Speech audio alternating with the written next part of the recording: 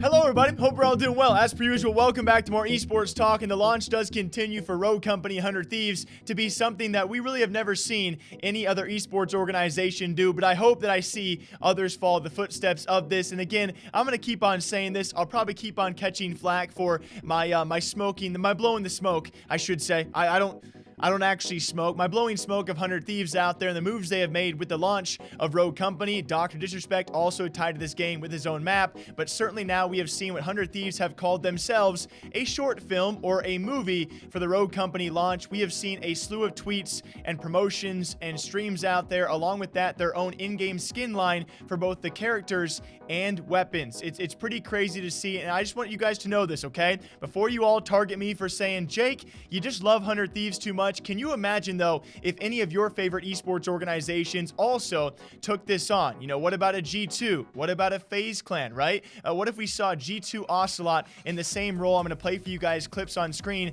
of that 100 Thieves movie for Rogue Company. Can you imagine a Navi and Simple doing this? Can you imagine Optics... I mean NRG Scump doing something like this? If it was those organizations, I think you guys would feel the same way about this, and it continues to be a gigantic push for a brand new game in a way that we have not seen other esports orgs do. We have tweets, we have streams, we have all those in-game items and character skins, and along with that, now a short film to kind of, you know, role play, which is very weird. It makes the signing of Nico and the mob of part of 100 Thieves seem very, very smart, because they are now playing a part and promoting an entire game. And again, in a way that other organizations hopefully will take a page out of the 100 Thieves book. It's just really cool to see. And I know some people out there, some people will not enjoy this content. Some people might find it cringy. I find it really exciting and very, very promising for what the future might be of any new and rising game if they take the steps that 100 Thieves have taken to actually use almost every single creator underneath their umbrella and on their belt to promote a single game and probably be paid a pretty good amount of money to do so. It just simply makes sense, and I hope we see G2 or FaZe Clan or Navi or NRG or Optic or whoever it might be take a page from this book, because it's been very, very interesting to watch what 100 Thieves has done in the promotion and the way they've gone about it, and something they've actually done in the past where other organizations have not gotten skins in these games. 100 Thieves do not even have rosters in these games, but they're somehow getting skins. It's been very cool to see. Now, speaking of our second topic out there, something maybe not so cool to see for all you TSM fans out there is potentially a lack of interviews. Now, I'm not trying to call TSM out. I think there was many months ago we talked about some drama and controversy. Certainly, this organization is one that's it's been known to be in the limelight of hate for some odd reason. Now, yes, they've had their string of controversies. It's actually a recent TSM tweet during the Worlds appearance, which has been certainly lackluster by a lot of eyes out there, not just for TSM, for all of NA, which I don't want to get into right now. I've been getting a lot of DMs for all you League fans out there. You guys know it's not necessarily my scene,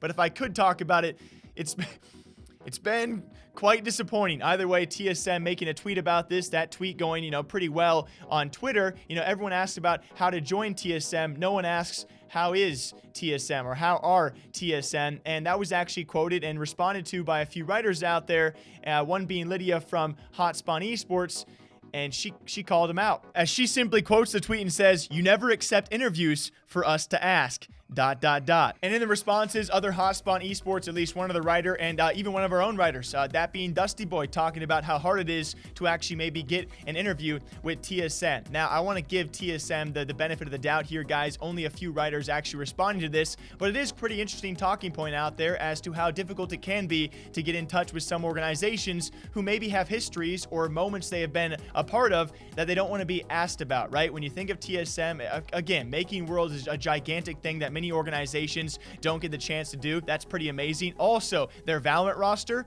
one of the best in North America and probably the most talked about of those upper echelon rosters. It's been a joy to watch those former Counter-Strike boys succeed in Valorant. But if you are TSM, certainly if you are to accept an interview, you're probably going to expect a lot of questions about some historical circumstances. I think back to TSM Zexro in the Ninja Battles Fortnite instance. I think even bigger of Lena on Double Lift stream, potentially kind of exposing some details about Dardoch. Yes, those situations ended up being okay, But then you also have the whole Lena and Double Live dating situation. And then, of course, you have the current TSM Worlds experience and what they're doing there. There are a lot of moments that maybe TSM does not want aired out there, or maybe interviewed about, or to be asked about, because certainly if you're going to interview TSM at depth, you're probably going to ask about those big moments. That's just my personal take. Again, I'm not gunning for an organization like TSM, but I simply want to talk about that. It has been difficult to get interviews with a lot of organizations out there, because certainly some have things they want to talk about